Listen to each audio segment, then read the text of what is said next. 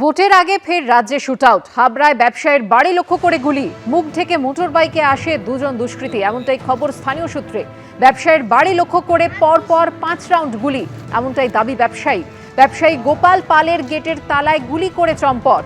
দুষ্কৃতী তাণ্ডবে আতঙ্কিত এলাকাবাসী। কি কারণে কারা গুলি চালালো তা নিয়ে ধন্দে এলাকাবাসী। ঘটনার তদন্ত শুরু হাবড়া থানার পুলিশের।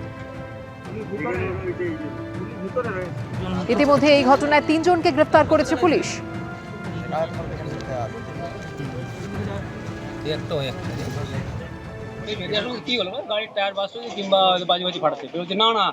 দুজন রাস্তা দিয়ে যাচ্ছিল, দেখলাম বন্দুক বের করে 2-3টা গুলি করে দিয়ে বেরিয়ে গেল। এখানে গুলি চালালো কারণটাই তো বুঝতে পারছি না আমরা। সেই ছোট থেকে এত বড় হলাম, 40 বছর বয়স হয়ে গেছে, কিন্তু পার করে দিয়েছি, কিন্তু আজ পর্যন্ত কোনদিন দেখিনি। আতঙ্ক রয়েছে গ্রামে, সাদা কাপড় বাঁধা ছিল মুখে। এইটুকুই বললাম। এলাকার উন্নয়ন থেকে নিরাপত্তা কি বলছেন মধ্যমগ্রাম বিধানসভার সাধারণ মানুষ? ভোটারদের কাছে এবিপি আনন্দ। দেখুন তারকার চোখে তারকা কেন্দ্র।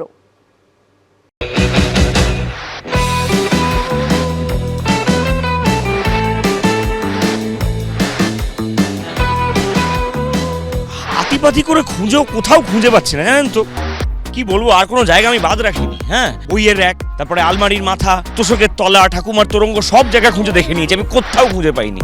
আপনারা আমাকে একটু খুঁজে দেবেন, একটু সাহায্য করুন না। বুঝতে পারছেন না কি বলছি? আরে বাবা, আমি সুভাষ মুখোপাধ্যায়ের সেই আশ্চর্য কলমের কথা বলছি, কারণ তিনিই তো লিখে গেছেন, দিনকে রাত, সোজাকে কাত, হতাশকে হাত করতে এ কলমের জুড়ি নেই। মধ্যমগ্রাম পৌরসভার নির্বাচনে প্রত্যেকটা বুথে বুথে মাসেল বাহিনী, বোমা, বন্দুক, পিস্তল দিয়ে ভোট লুট হয়েছে। গণতন্ত্র এখানে বামফ্রন্ট যেটুকখানি বাকি রেখেছিল, বাকিটুকু মমতা ব্যানার্জি শেষ করে দিয়েছে। রাজ্যের মাননীয় মুখ্যমন্ত্রীর অনুমোদন সাপেক্ষে আমরা পরিকাঠামোগত উন্নয়ন একটা করেছি। রাঘব বোয়াল থেকে চুনোপুঁটি হরেক সাইজের পাওয়া যায়, দাম উত্তম মধ্যম হিসেবে, সঙ্গে বিনামূল্যে চুন এবং কালি। বেকারদের দিকটা তো চিন্তা ভাবনা করা উচিত, এদিকটা কোনো খেয়ালই নেই। খেলা মেলা পুজো এসবই নিয়ে একটু ব্যস্ত বেশি থাকেন আর কি। উন্নতি হয়েছে বলে মনে হয় না। প্রথম যখন ভোট দিই, প্রথমে একটা বোমাবাজি হয়েছিল। এমনই হয়েছিল যে আমার ছেলে, তখন আমার ছেলে 1.5 বছরের বাচ্চা আমার কোলে ছিল, আমার কোলের সামনে বম পড়েছিল। অ্যাক্সিডেন্ট যখন হবার তখন হবেই। এবার হ্যাঁ, 2-1 ক্ষেত্রে হয়ে যায় অনেক সময়, রেষারেষি ক্ষেত্রে। তার জন্য আমরা যে বেরোতে পারছি না, আমরা ভয় পাচ্ছি না, এই কথাটা সম্পূর্ণ মিথ্যে। যাকগে, আপাতত এই কলম খোঁজাকে মুলতুবি রেখে আমি চলে এসেছি মধ্যমগ্রামে। তবে এখানেও কিন্তু খুঁজবো, নির্বাচনের আগে জনতার মনের কথা খুঁজবো। ভোট চাইতে কি বলবো, ভোট তো আর হয় না, ভোট তো বোম মেরে হয়। এখন নতুন কর্মসংস্থানও কিন্তু অনেক হচ্ছে, বেশিরভাগ মানুষই কিন্তু আমাদের রাজ্যে থেকেই কাজ করছে। বৃদ্ধ ভাতা কিছু পাচ্ছি না, কোনো কিছুই পাইনি। এখানে উন্নয়ন সব দিক থেকে ভালো হয়েছে। অ্যাকচুয়ালি যেটা ন্যায্য প্রাপ্য সেখানে মানুষ বঞ্চিত হচ্ছে। আর একই সঙ্গে রাজনৈতিক মহল কি বার্তা দিচ্ছে সেটাও বুঝবো। মমতা বন্দ্যোপাধ্যায় এবং অভিষেক বন্দ্যোপাধ্যায়ের নেতৃত্বে মধ্যমগ্রাম বিধানসভা কেন্দ্রে প্রচুর কাজ হয়েছে এবং সেই উন্নয়নের সফলতা আমরা পাবো। এই খাদ্যমন্ত্রীর নেতৃত্বেই হাজার হাজার মানুষকে দিয়ে আমার বাড়ি লুট করা হয়েছে। তৃণমূল সরকারের এই কয়েকটি বছরে মানুষ অতিষ্ঠ হয়ে গেছে। বামফ্রন্টের 34 বছরে অতিষ্ঠ হয়েছিল, কিন্তু মানুষ বলছে এই সরকারকে তাড়াতাড়ি তাড়াতে হবে। পৌর এলাকায় তো প্রচুর অর্থ আমাদের দিয়েছে, যে অর্থের যোগানে বিভিন্ন এলাকা বিভিন্নভাবে, সে পঞ্চায়েতই হোক আর শহর এলাকা হোক, সেখানে একটা প্রভূত উন্নতি হয়েছে। এরা নিজেদের উন্নয়ন করছে, প্রকৃত বাংলার কোনো উন্নয়ন হয়নি।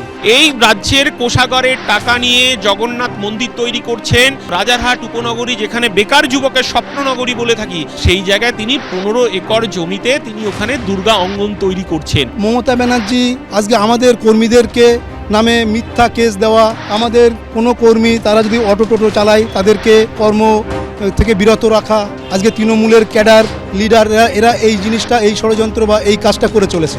অটো সিন্ডিকেট, টোটো সিন্ডিকেট, 30,000 টাকা থেকে শুরু করে 3 লাখ টাকা পর্যন্ত তৃণমূলের নেতাদেরকে দিতে হয় রোড পারমিশনের জন্য। যত অটো ছিল আগে সেটাই কাট অফ করা আছে, নতুন করে কোনো অটো কিন্তু নামেনি। আর এটা একটা প্রচার সব জায়গাতেই আছে, এখানেও হয়তো হচ্ছে।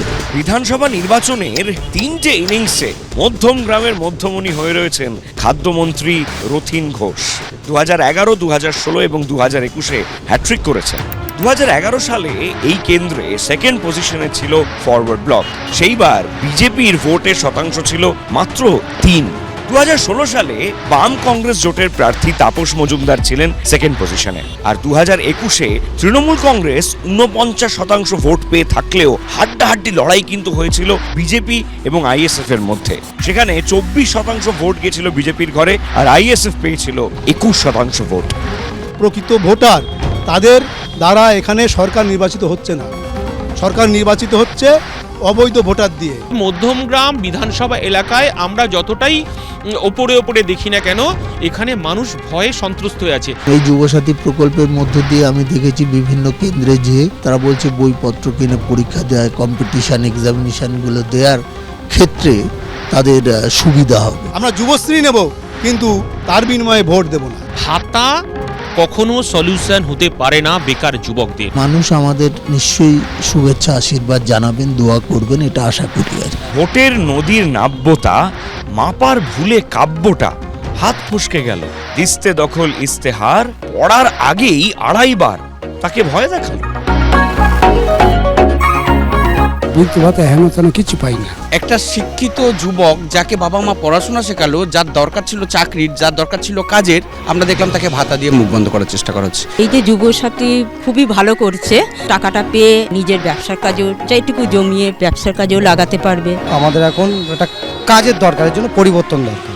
এখানে সাধারণ মানুষের সঙ্গে আমাদের নতুন করে কিছু চাওয়ার নেই। সূর্য এবার মধ্য গগনে ঢলতে শুরু করবে আর কিছুক্ষণে। চলতে চলতে আমিও অনেকটা পথ পেরিয়ে এলাম। মধ্যম গ্রামের সফর আজ এখানেই শেষ করছি, কিন্তু তারকার চোখে তারকা কেন্দ্র চলতেই থাকবে। আপনারা চোখ রাখুন এবিপি আনন্দে। এবিপি আনন্দ, এগিয়ে থাকে, এগিয়ে রাখে।